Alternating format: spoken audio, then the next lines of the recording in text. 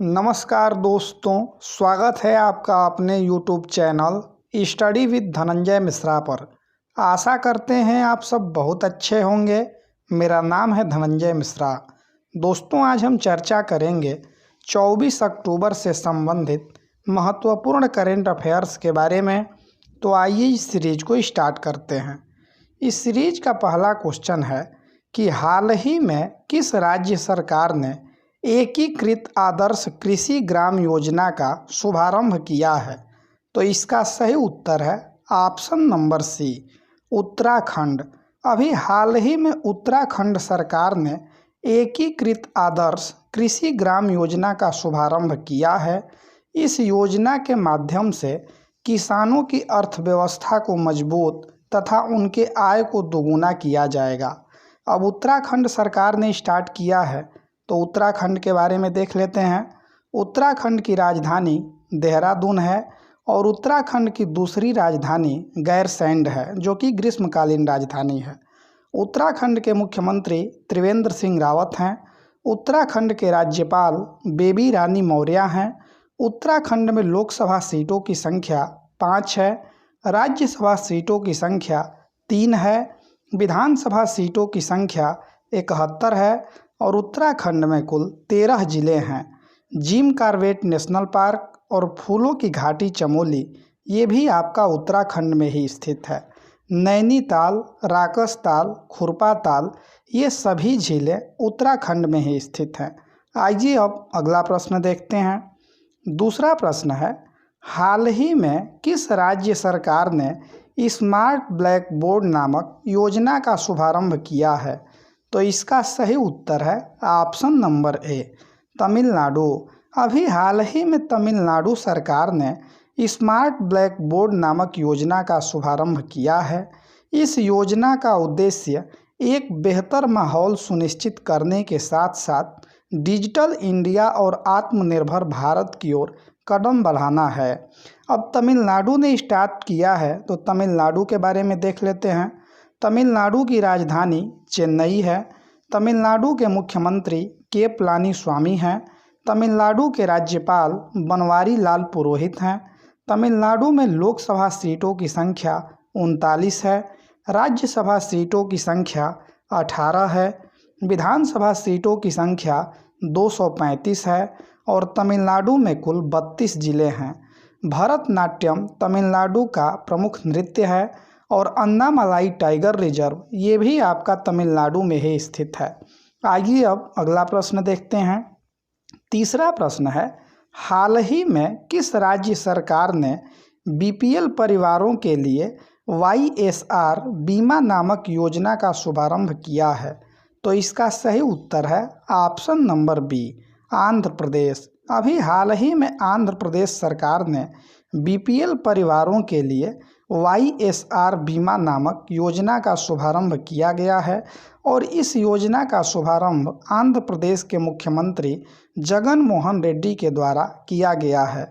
इसमें गरीबी रेखा से नीचे जीवन यापन करने वाले परिवारों के सदस्यों को मृत्यु अथवा दुर्घटना हो जाने की स्थिति में इस बीमा कवर के माध्यम से उनको वित्तीय सहायता प्रदान किया जाएगा।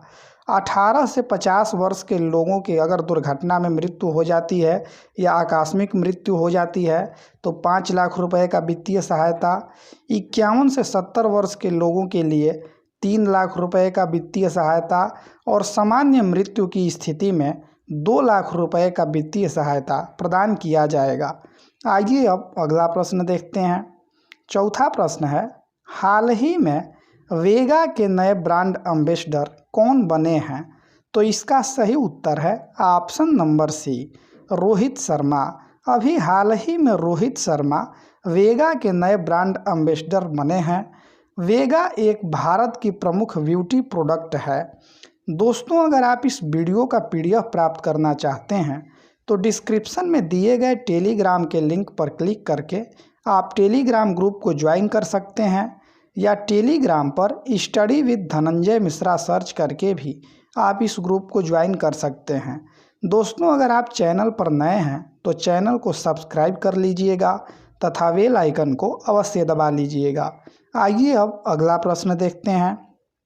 पांचवा प्रश्न है, हाल ही में सोलोमन द्वीप समूह में भारत के अगले उच्चायुक्त के रूप में किसे नियुक्त किया गया है?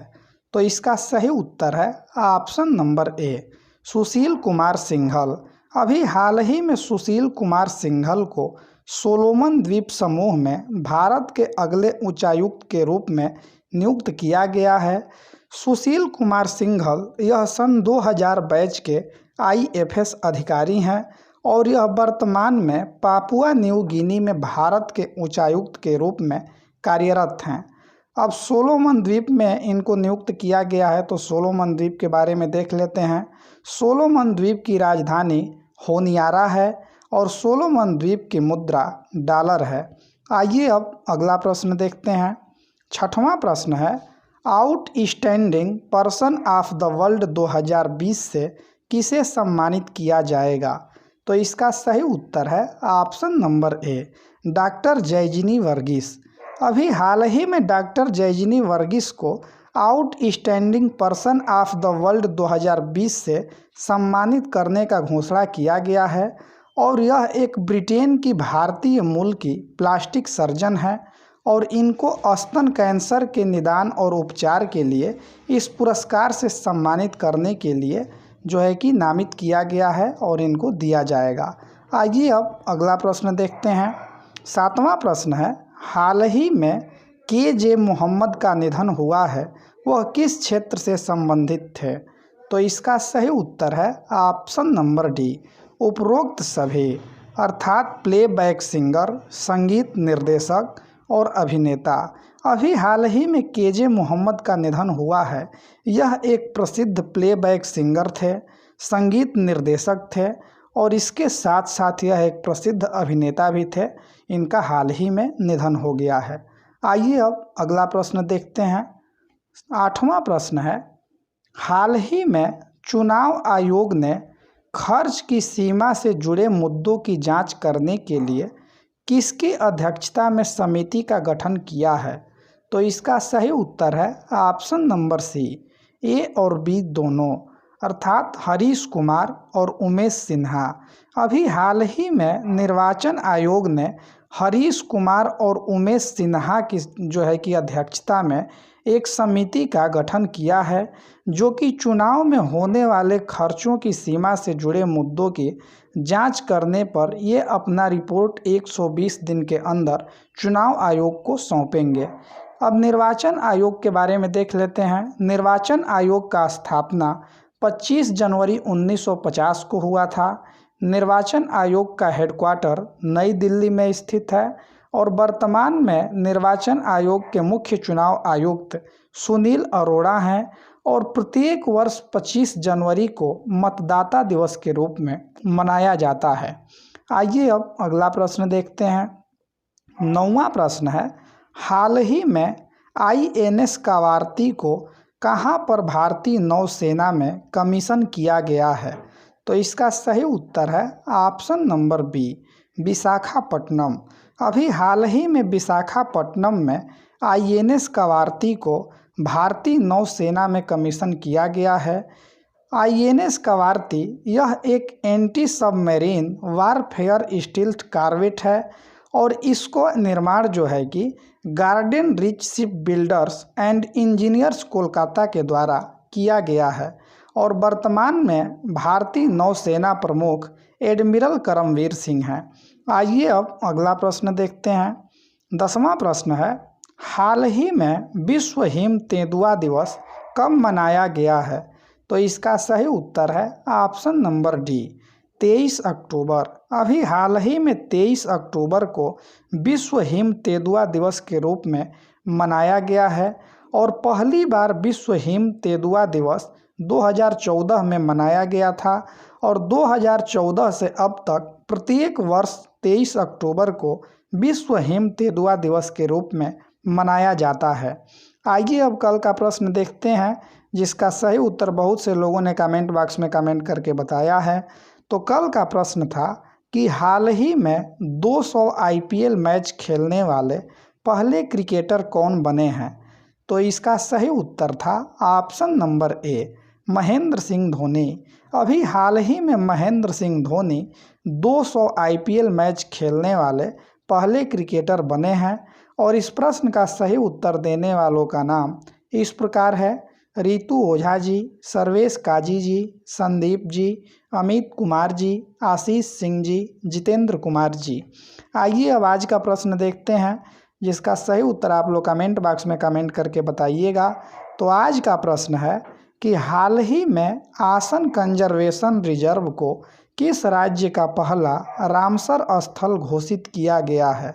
तो इसका ऑप्शन दिया गया है, इसका सही उत्तर आप लोग कमेंट बॉक्स में कमेंट करके बताइएगा। दोस्तों, अगर ये वीडियो आपको अच्छा लगा हो और परीक्षा के दृष्टि से आपके लिए सहायक हो तो इस वीडियो को ज़रूर लाइक कीजिएगा तथा दोस्तों में शेयर कीजिएगा। उम्मीद करते हैं मेरे द्वारा दी गई जानकारी आपको आसानी से समझ में आई होगी, किसी प्रकार के कठिनाइयों का सामना नहीं करना पड़ा होगा। ऐसे ही वीडियो प्राप्त करने के लिए इस चैनल को सब्सक्राइब कर लीजिए तथा बेल आइकन को अवश्य दबा लीजिएगा, ताकि मेरे द्वारा दी गई जितनी भी महत्वपूर्ण वीडियो की अपडेट होती है वो आप तक सही समय पर और आसानी से पहुंचता रहे। आज के लिए इतना ही, दीजिए इजाज़त। मिलते हैं अगले वीडियो के साथ, तब तक के लिए धन्यवाद।